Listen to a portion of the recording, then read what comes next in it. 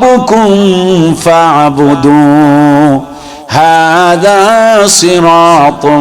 مستقيم إن الله নিশ্চয় আল্লাহ রাব্বুল আলামিন শোনাচ্ছেন রব্বি ওয়া রাব্বুকুম ফাবুদু তিনি বললেন তিনি আমার রব এবং তোমাদের রব হযরত ঈসা আলাইহিস সালাতু ওয়াস সালাম তিনি বললেন তিনি আমাদের রব এবং তোমাদের রব হাদা সিরাতুম মুস্তাকিম এই সহজ সরল পথে তোমরা পরিচালিত হও এটাই হলো সহজ সরল একটি পথ এই পথেই তোমরা পরিচালিত হও আমার বন্ধুগণ হযরত মুসা আলাইহিস সালাতু ওয়াস সালাম তিনিও দাওয়াত দিলেন তাওহীদের ক্বালা আগাইরাল্লাহি আবগীকুম ইলাহা ওয়া হুয়া ফাদ্দালাকুম আলাল আলামিন সে আরো বলল আল্লাহ ব্যতীত তোমাদের জন্য আমি কি অন্য কোন ইলাহ তালাশ করতে পারি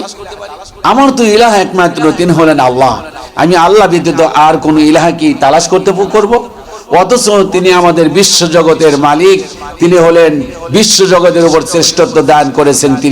তিনি ব্যতীত আমি আর কোনো ইলাহ খুঁজতে পারি না এইভাবে প্রত্যেকটা নবী রাসূল 25 জন নবীর নাম কোরআন আল কারিমে এসেছে প্রত্যেকটা নবী রাসূল একটি দাওয়াত দিয়েছেন একটি মিশন ছিল সেই মিশনের নামটি ছিল তাওহীদ বা একত্ববাদ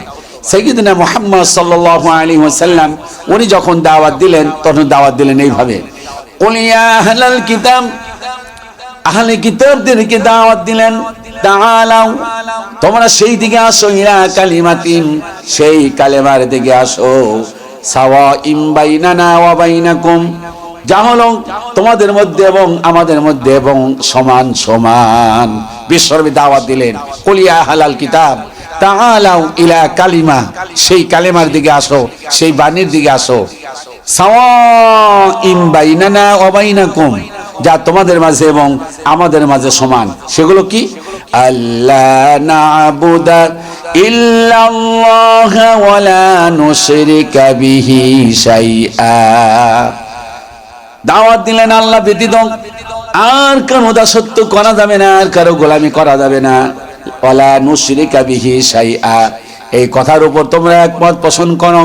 সেই কথাটি হলো তার সঙ্গে আর কোনো শরীক করব না ওয়ালা ইয়াত্তাখিযা